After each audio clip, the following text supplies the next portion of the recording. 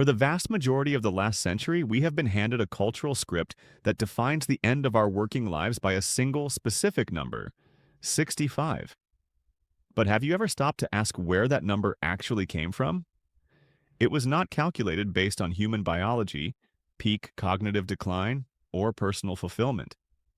It was effectively a political arbitrary choice, popularized by German Chancellor Otto von Bismarck in the 19th century and later cemented into the American consciousness by the Social Security Administration. Here is the critical context we often forget.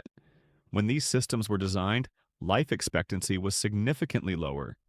The model was created for a world that simply no longer exists. In the modern era, deciding when you are allowed to stop working based solely on the number of times the Earth has orbited the Sun is, frankly, absurd.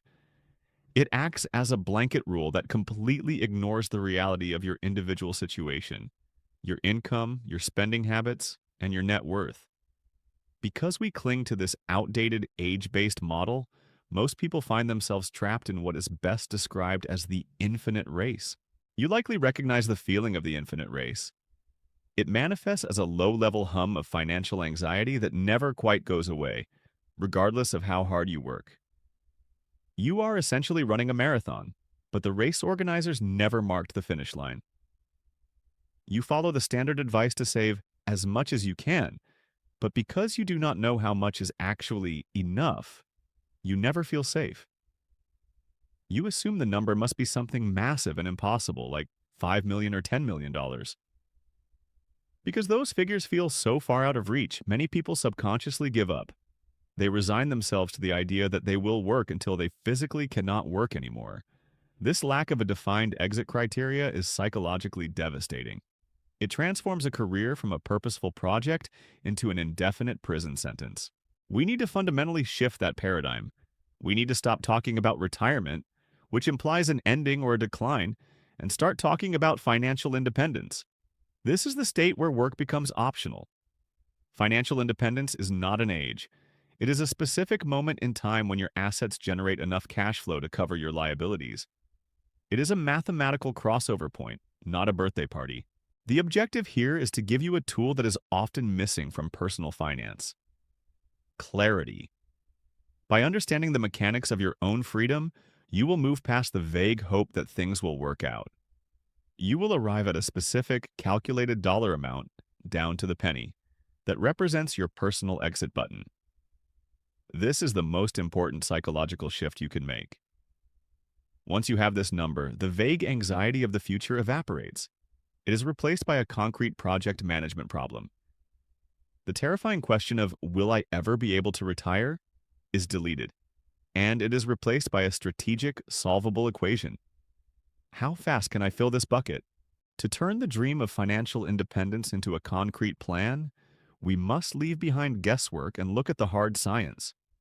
For a long time, retirement planning was based on intuition or vague rules of thumb.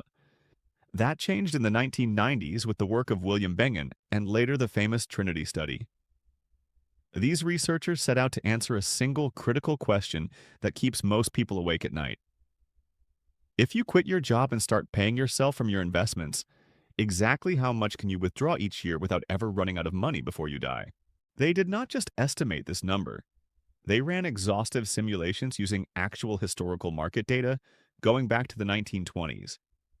They essentially built a financial time machine. They simulated a retiree handing in their resignation letter on the eve of every major economic disaster in modern history to see if their portfolio would survive. They tested these portfolios against the absolute worst-case scenarios imaginable. They looked at the Great Depression of 1929, where the market lost nearly 90% of its value. They tested against the stagflation of the 1970s, where the economy stalled while the cost of living skyrocketed.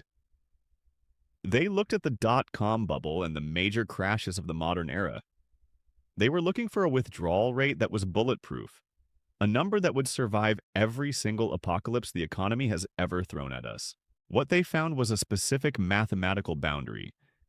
They discovered that a portfolio composed of 50% stocks and 50% bonds could sustain a withdrawal rate of 4% per year, adjusted for inflation, for 30 years with a 95 to 98% success rate. In the vast majority of those scenarios, the retiree did not just scrape by with their last dollar, they actually ended the 30-year period with more money than they started with. This is where the concept of the safe withdrawal rate comes from. 4% is the magic number of personal finance because it sits right on the border between safety and ruin. It might be tempting to think that withdrawing 5 or 6% is safe, but the data shows otherwise. If you withdraw too much during a market downturn, you trigger what is known as a death spiral. You are forced to sell more shares just to generate the same amount of cash, which depletes your principal faster, which means you have less money working for you when the market eventually recovers. Once that spiral begins, the portfolio hits zero very quickly. However, at 4%, the math works in your favor. Historically, the stock market has returned an average of about 7 to 10% per year over long periods. If you are only taking out 4% and inflation eats up another 3%, the growth of the market is still outpacing your withdrawals. This allows your principal to remain intact or even grow over time. This transforms your savings from a stagnant pile of cash that you slowly drain into a perpetual money machine. This 4% rule is not merely a suggestion or a hopeful target. It is a battle-tested fortress built to withstand the worst economic storms history has to offer, ensuring that when you finally step away from work, you never have to go back. Now that we have established the safety of the 4% rule, we can turn that complex historical data into a simple personal calculator. We do this using a concept called the Rule of 25. The math here is elegantly simple because 25 is just the inverse of 4%. If you take 100 and divide it by 4, you get 25. This gives us the golden equation of financial independence.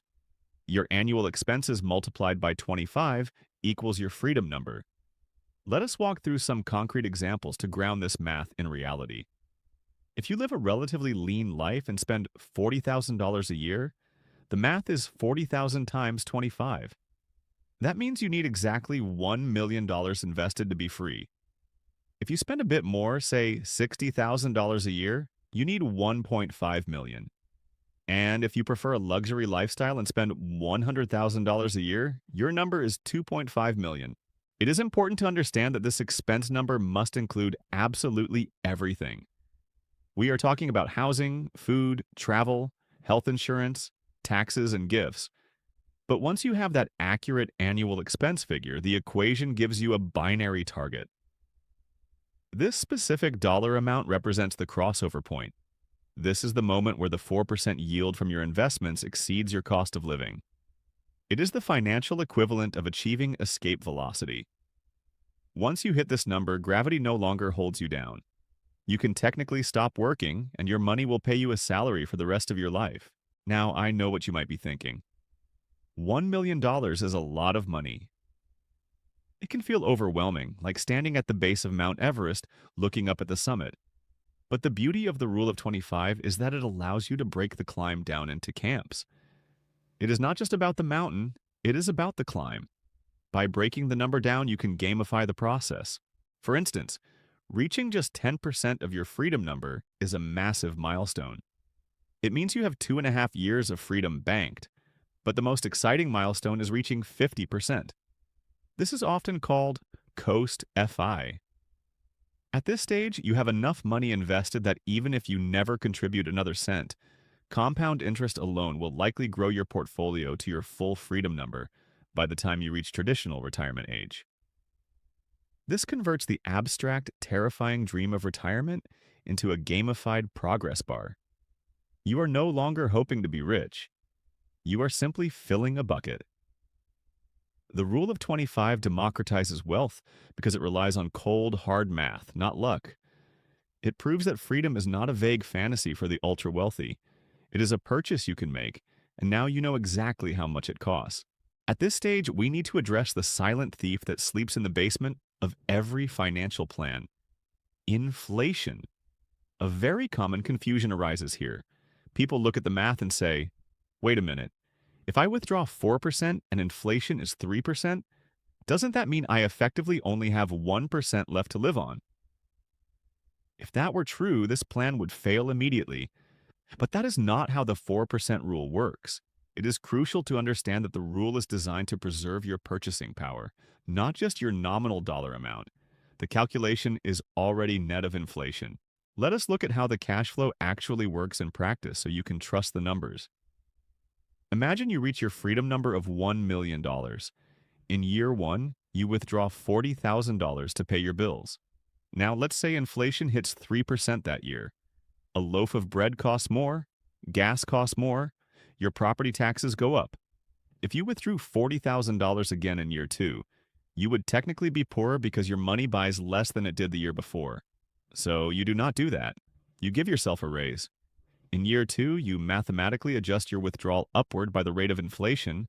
You increase your salary by 3%, meaning you withdraw $41,200. In year three, if inflation spikes to 5%, you give yourself another 5% raise on top of that previous amount. You continue to do this every single year to match the cost of living perfectly. The Trinity study accounted for this. The researchers proved that a well-invested portfolio grows fast enough to support both your initial withdrawal and these annual inflation adjustments. This is because the stock market acts as a natural hedge against inflation.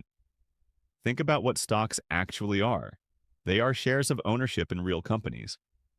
When inflation goes up, what do companies do? They raise their prices.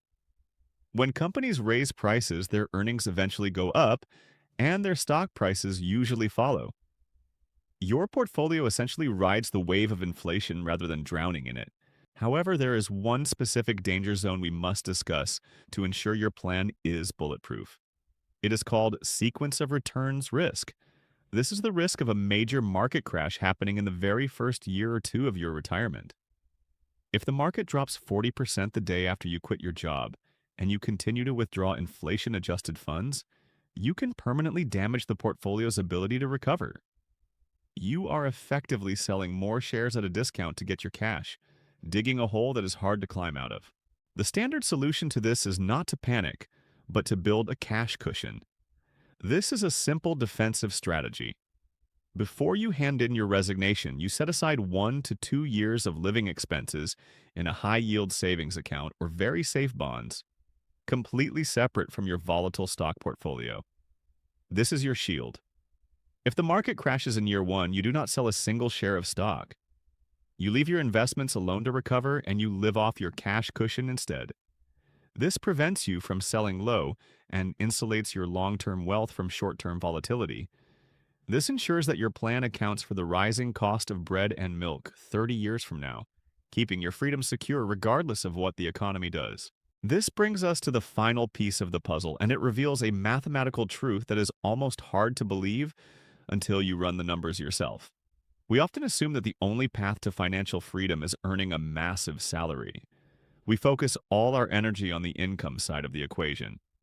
But the Rule of 25 reveals a secret lever that most people completely ignore. Saving money is 25 times more powerful than earning money.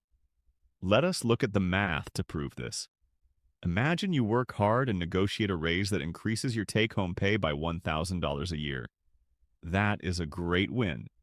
You now have $1,000 more to pour into your investment bucket every year. It speeds up your journey, but only linearly. Now, compare that to the other side of the ledger. If you manage to optimize your life and cut your annual expenses by $1,000, something drastic happens to your finish line. Because you need 25 times your annual spending to retire, eliminating that $1,000 expense instantly lowers your freedom number by $25,000. You didn't just save a grand, you removed a $25,000 obstacle from your path. Think about the implications of this on your daily habits. Every $100 monthly subscription you cancel isn't just saving you $1,200 a year. It lowers the total amount you need to retire by $30,000. This is the optimization lever. Financial independence is an equation with two variables, your assets and your expenses. Most of the world focuses entirely on the first variable. They grind, stress, and burn out trying to push their assets higher. But the second variable, expenses, is the shortcut. A person who is genuinely happy and fulfilled living on $40,000 a year can retire decades earlier than a person who believes they need $100,000 to be happy, even if that second person earns a much higher salary. This forces a necessary conversation about the hedonic treadmill. We are socially conditioned to upgrade our lifestyles every time our income grows. We get a raise, so we buy a better car, a bigger house, and more expensive clothes. We run faster, but we stay in the same place.